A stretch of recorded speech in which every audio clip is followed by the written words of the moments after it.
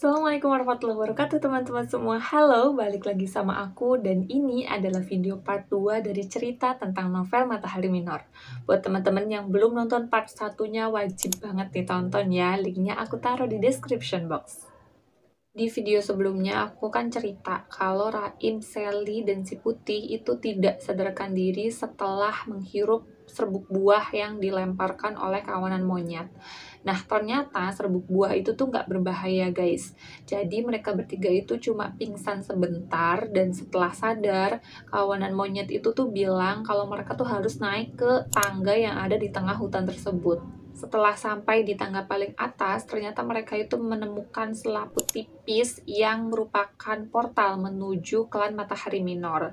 Nah, akhirnya mereka melewati portal itulah dan sampai di klan Matahari Minor.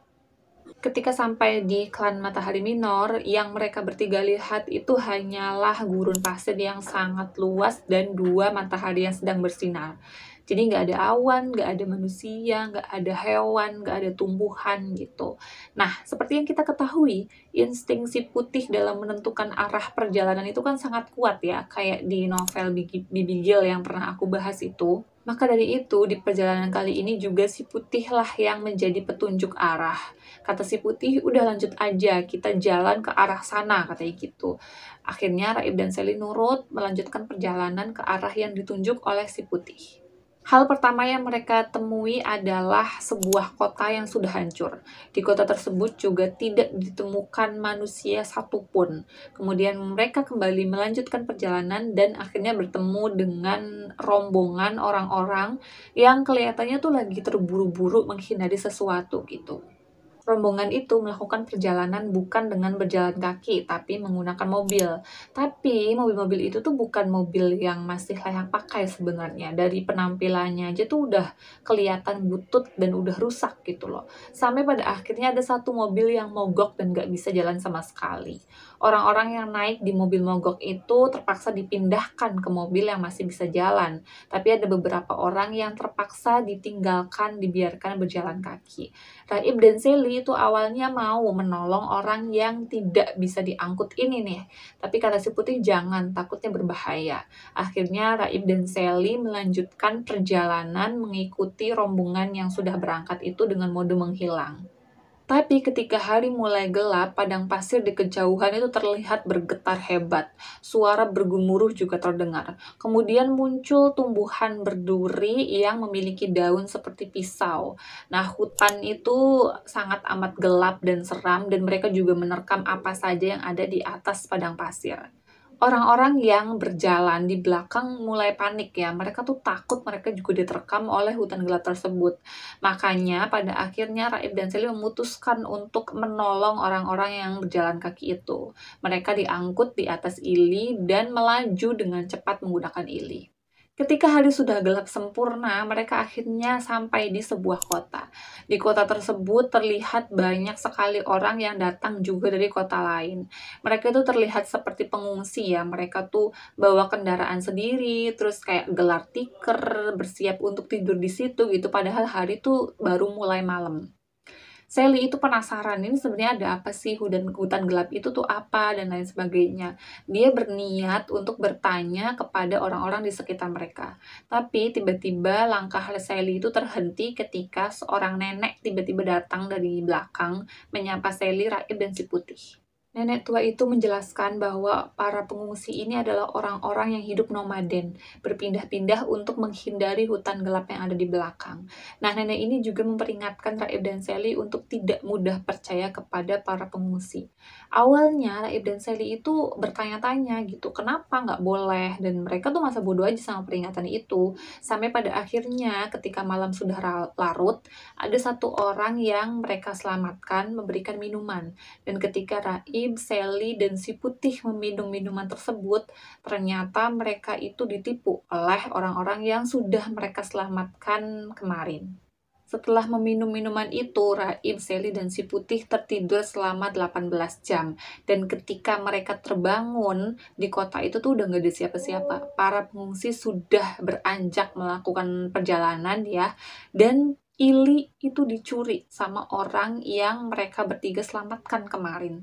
Jadi mereka tuh ditipu, guys. Minuman yang diberikan kepada mereka itu ada biusnya, makanya mereka bisa tertidur pulas tanpa terasa gitu. Karena mereka bertiga tidak sadarkan diri selama 18 jam ya. Jadi ketika mereka terbangun itu hari sudah hampir gelap. Dan tahu kan kalau udah mau gelap tuh kayak gimana. Hutan gelap itu kembali muncul, padang pasir mulai bergemuruh. Sally, Raib, dan si Putih tuh mencoba melarikan diri tapi nggak bisa. Hutan-hutan itu tuh yang ngejar mereka bertiga gitu, nganggap mereka bertiga itu sebagai mangsa.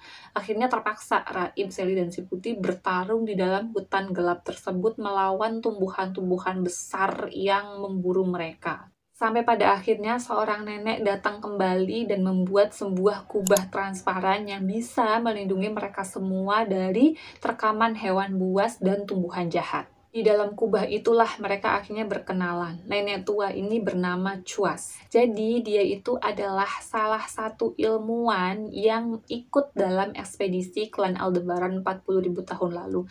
Dia juga satu-satunya anggota ekspedisi tersebut yang masih hidup. Jadi kapal yang Chuas naiki ini dikirim ke klan Matahari. Dan ketika Chuas sampai di ruangan besar yang Sally dan Rai pernah kunjungi itu, ternyata mereka menemukan dua lorong yang bisa menghubungkan kedua klan yang berbeda. Satu ke klan Matahari dan satu lagi ke klan Matahari Minor. Maka dari itu, rombongan ekspedisi saat itu dibagi menjadi dua bagian. Setengahnya itu ke klan Matahari dan setengahnya lagi ke klan Matahari Minor. Jadi tujuan utama ekspedisi klan Aldebaran itu kan untuk menyebarkan ilmu pengetahuan dan teknologi. Nah, klan Matahari dan klan Matahari Minor ini kan memiliki luas wilayah yang sangat amat luas ya. Jadi Chuas mengusulkan untuk menggunakan miselium sebagai sarana penyebaran informasi. Karena miselium yang ada di klan Matahari dan klan Matahari Minor itu kan saling berkaitan ya. Mereka punya peta raksasa miselium yang saling berhubungan satu sama lain gitu loh. Jadi itu akan mempermudah penyebaran informasi. Ini juga merupakan cikal bakal dari festival bunga matahari yang kita kenal di klan Matahari. Nah, kalau saat ini festival bunga matahari itu hanya memperebutkan satu bunga matahari pertama mekar, dahulu kala itu tidak cuma satu. Jadi Chuas itu menciptakan banyak sekali bunga matahari yang tumbuh dengan kekuatan yang ketika pemetiknya bertanya sesuatu atau meminta istilahnya tutorial gitu ya, bunga matahari itu tuh bisa memberikan ilmu pengetahuan dan teknologi yang mereka butuhkan. Tapi berbeda dengan yang terjadi di klan Matahari, di klan Matahari Minor ini bunga mataharinya justru berubah menjadi hitam. Dan bunga ini mengandung ilmu pengetahuan gelap dunia paralel. Celakanya lagi, ada orang yang berhasil memetik bunga tersebut dan memiliki ambisi untuk menjadi penguasa tunggal klan Matahari Minor. Pemetik bunga matahari hitam ini akhirnya mulai merekrut para pemuda untuk dijadikan sebagai prajurit. Nah, mereka ini disebut dengan para pemadat. Ketika Chuas sampai pada cerita ini, para pemadat itu benar-benar datang, guys. Jadi mereka mengetahui ada beberapa orang yang terperangkap di dalam hutan gelap. Dan para pemadat ini ingin memburu mereka sebagai tawanan. Akhirnya pertempuran juga terjadi di situ, Raib, Sally, dan si Putih itu bertarung melawan para pemadat. Tapi ya, para pemadat ini kan awalnya itu cuma pemuda biasa yang dilatih bertarung. Mereka itu tidak memiliki kekuatan. Jadi mereka tidak sebanding gitu dengan Raib dan Sally. Tetap aja Raib dan Sally itu memenangkan pertarungan tersebut. Ketika pemimpin para pemadat ingin melarikan diri karena kalah dalam pertempuran, tiba-tiba seseorang datang menghampiri Raib, Sally, dan si Putih. Dia itu terlihat marah ya. Di sini tertulis seseorang itu terbang dan udara itu terasa dingin dan busuk. Orang tersebut itu laki-laki dengan pakaian gelap, jubah hitam, mengambang, berambut putih seperti salju, dan ada aura gelap menyelimuti seperti asap. Nah, Sally, Raib, dan Sally itu kan masih, Sally, Raib, dan si Putih maksudnya, masih di dalam kubah transparan yang mengeluarkan cahaya ya. Jadi ketika seseorang itu datang dan wajahnya itu tertimpa cahaya dari kubah transparan, akhirnya bisa terlihat jelas lah dari wajahnya. Matanya itu biru, terus rahangnya kokoh dan wajahnya tampan, dan seperti yang bisa ditebak, dia itu adalah Ili, orang yang menjadi tujuan utama Sally dan Raib mengunjungi klan Matahari Minor. Sebelumnya, Cuas itu bercerita bahwa tragedi Ili yang meninggal saat memegang bunga matahari pertama mekar itu dimanfaatkan oleh sang pemetik bunga matahari hitam. Jadi dia itu memanfaatkan tubuh Ili sebagai panglima perangnya untuk menguasai klan Matahari Minor. Dan itu dibuktikan dengan ending novel ini ya, mempertemukan si Ili, sang panglima ini, dengan Sally, Raib, dan si Putih. Ending novel ini tuh bener-bener ngegantung banget guys menurut aku, dan lanjutannya itu belum muncul sampai sekarang gitu loh, jadi bikin penasaran banget. Aku tuh ngerasa kayak novel ini tuh, aduh ini tuh belum apa-apa gitu, bahkan baru banget masuk ke cerita intinya tapi ternyata udah ending gitu.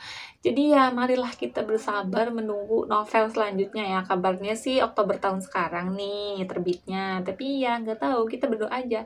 Semoga Oktober bulan depan berarti ya terbit, nanti aku akan langsung review dan cerita ke kalian. Jadi stay tune di channel YouTube aku ya. Jangan lupa subscribe dan aktifin loncengnya. So, itu saja yang bisa aku ceritakan di video ini. Jangan lupa untuk tonton juga audiobook novel Matahari Minor di channel aku ya. Terima kasih untuk teman-teman yang sudah menonton. Wassalamualaikum warahmatullahi wabarakatuh.